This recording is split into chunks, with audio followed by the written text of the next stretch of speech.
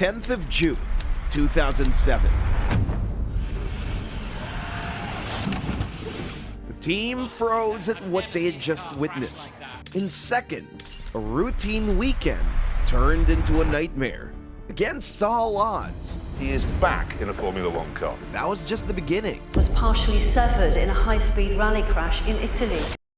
The Formula One weekend started in an unusual way. Rookie Lewis Hamilton took his first ever pole position, but he wasn't the only one making waves. Another rising star quietly declared. The main goal is to win, of course, not to fight for the 5th or 6th, but we need time, and everything is growing up in good direction, so let's keep growing up, and maybe one day we will be able to fight for winning races and championship. Robert Kubica, Poland's brightest talent. A year ago, he wasn't even on the grid. By his third race, he'd already stood on the podium. Formula One was going through a generational shift. Michael Schumacher had just retired, and now with a full season ahead, Kubica was aiming to take over. He only qualified 8th, and the race started without anything special happening. But then, everything changed on lap 9.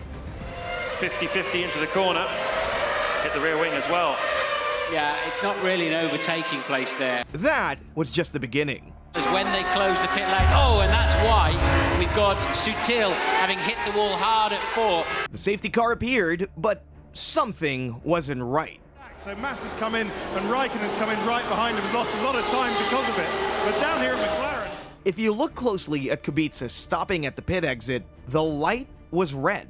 But Massa and Fisichella didn't back off.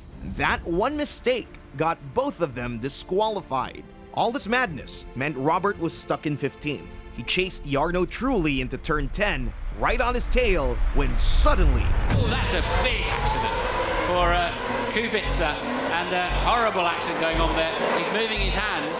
The commentators were speechless. Never seen a car crash like that in this circuit at that place. The crowd froze in shock. When the medics arrived, they peeled back the carbon fiber to find the driver, and somehow, Kubica opened his eyes. He was rushed to the medical center. Rumors were flying: a broken leg, internal injuries. But what really happened? At nearly 300 kilometers an hour, Kubica clipped Trulli's car. He hit a small bump, barely noticeable, but it launched the car into the air. He clipped the barrier, narrowly missing another car before slamming into the concrete wall. The impact was 75 G. Debris exploded in all directions, and Kubica's car was shattered and flying off uncontrollably. He was just a passenger as it flipped violently across the circuit, eventually coming to a stop at the hairpin runoff area. In a crash eerily similar to Ayrton Senna, anyone watching it live feared the worst. Meanwhile, in the race, the chaos continued. Synchronized spinning from Trulli and Rosberg. Yep, the other spike is in the wall. Oh dear. It was the curb in the middle, threw him wide, classic. Oh, we've got a car in the wall. But Lewis Hamilton stayed ahead of it all. An historic and chaotic race gave him his first Formula One win. Sort of made it a little bit boring at some point, but as soon as we got going, it was exciting again. But I did hear about Robert. He's a good friend of mine. I hope he's okay. The official report came hours later. A sprained ankle, a mild concussion, and nothing more. I got to the hospital, and the doctor came, he saw the accident, and I say, I have nothing, I'm fine. And they say, it's impossible. Without hands, this will be probably game over. He had just survived the most violent F1 crash of the 21st century, and he wanted to keep going. Have you had a look at, have you seen the accident on TV? Well, yeah, I have seen it also live when I was there, But that was only the beginning. What happened next felt impossible. Robert didn't just survive. After the accident, he was stronger than ever, which leads us to exactly 1 year later, in the place that almost ended his life. Can you imagine facing that nightmare again? That year, BMW had a good car, but still trailed McLaren and Ferrari. But in a surprising turn of events, Robert qualified in P2, right behind Lewis Hamilton on pole, setting the stage for absolute magic. Now Hamilton from pole on the right, Kubica on the left. Just looking back, is everybody going to get away cleanly? We've had quite a few first corner shunts here. Hamilton controlled the race from the start until the safety car appeared. Then came something no one could explain. The fuel hose was on for a good 8 or 9 seconds. Oh, no, but the pit lane's closing. Hamilton, presumably the red light was on. It's green now. I'd love to know whether it was red when Ferrari stopped. We've got Ferrari 17th. It's a day for the underdogs. It will be Robert Kubica down in 10th place. Fernando Alonso's 11th. Robert Kubica heads a BMW 1-2. Robert Kubica wins in Canada. He takes the lead in the Drivers' World Championship.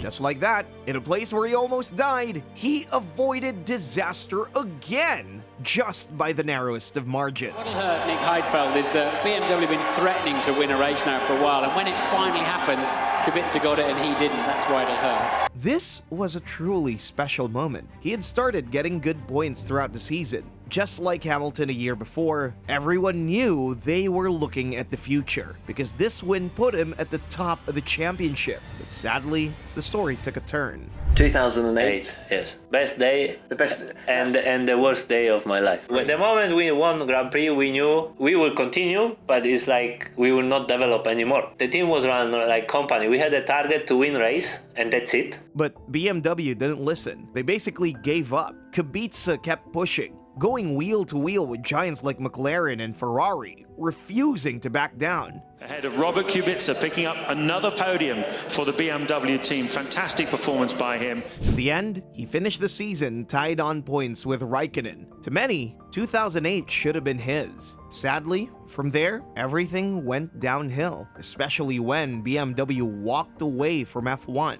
And Kubica, he needed a new lifeline. And he got with Renault in 2010. However, once again, he had a subpar car. But why do we love Robert? Nice job, Robert. Nice one, mate. He dragged his tractor to 3 podiums while his teammates struggled for points. The championship table told the whole story. People started whispering, this guy could be world champion. And then someone heard them. Ferrari called. You had signed for Ferrari? I think it was already published. I mean, it's not something new what I say. For 2012, you were going to be a Ferrari driver with Fernando Alonso? Yes. Growing up in Poland, the motorsport of Kubica's childhood was not Formula One. It was rally. I was searching something away of Formula One, which will make me become better Formula One driver. Just before the 2011 season kicked off, his team approved one final rally for Kubica. It was a small race in Italy. It was strange circumstances that I was offered that rally because the team felt guilty that rallies before I have so much failures with the car, they offered it me. February 6, 2011, race day. 4, destra 4, 100, 100, 100. Ok, via. Sei fatto male? Si è fatto male. He suffered in a high-speed rally crash in Italy.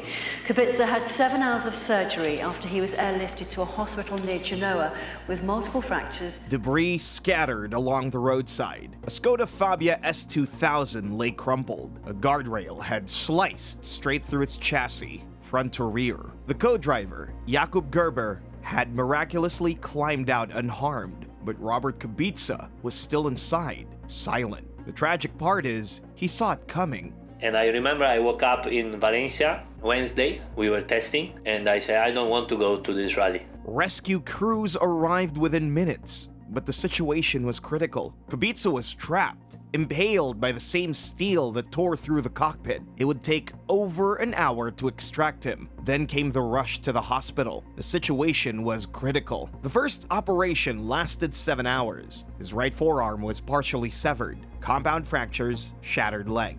No one knew if the arm could even be saved. The most complex limb trauma I've ever seen in a living patient, Dr. Igor Rossello. There was only one choice: put him into a coma. And just like that, the man who just signed with Ferrari, his childhood dream, now he fought to keep his life. His life and career would never be the same. Years of grueling rehab lay ahead. Itself, that For first 16, 18 months, it was not painful. It didn't hurt because I was fighting. I was concentrating on recovery.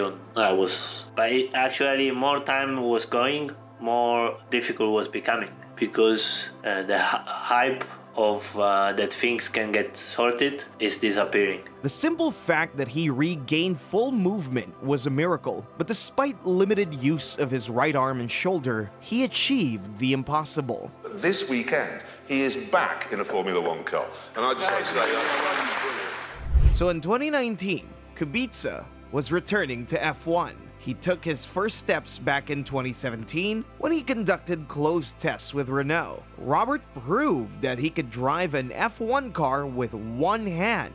And then 8 years after the accident, Kubica got his chance. Today be announcing the second seat for the Williams racing team for 2019 will be Robert Kubica. But it was in the slowest car on the grid.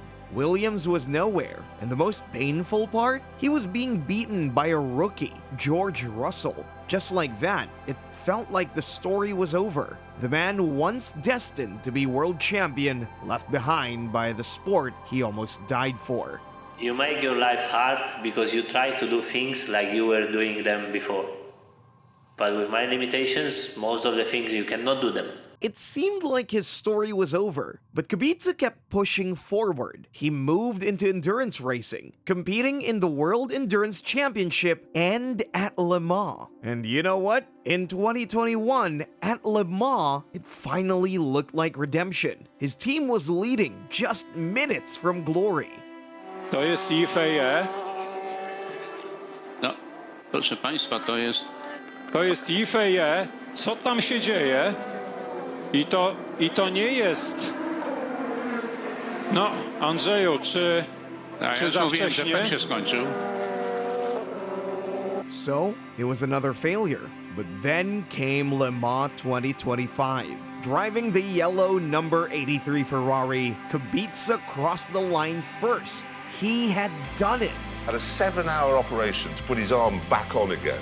And then 17 more operations after that. 51 last year, and the 83 AF Corse Ferrari wins Le Mans 2025. He became the first Polish driver to win the 24 Hours of Le Mans. And after all the pain, the missed chance at Ferrari, the crash that changed everything, this was the one that mattered.